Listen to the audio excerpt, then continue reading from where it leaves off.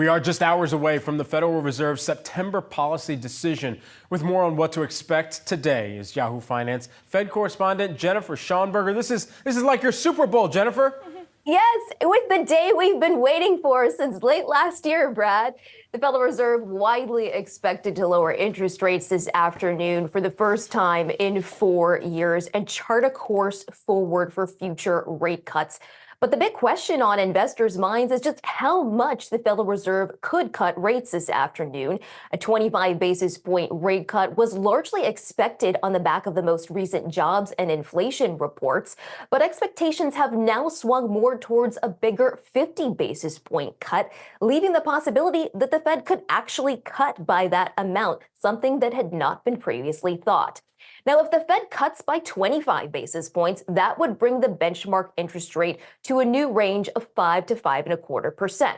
If the Fed cuts by 50, that would bring the policy rate back into the fours in a range of 4.75 to 5%. Aside from how much officials cut today, more important, how many rate cuts they see for the remainder of this year and next year. Many Fed watchers, including former Kansas City Fed President Esther George, expect a baseline of 3 rate cuts this fall, one 25 basis point cut per meeting, with many more cuts next year, but likely short of the 10 the market is pricing in now.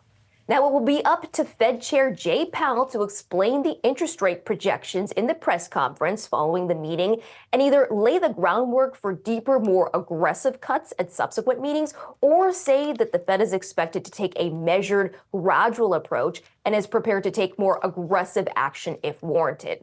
Also expect lots of changes to the Fed's policy statement to reflect the Fed's decision to embark on a series of rate cuts, including that officials have gained confidence that inflation is falling back to 2% and that future rate cuts, the size and timing of those, will depend on the data.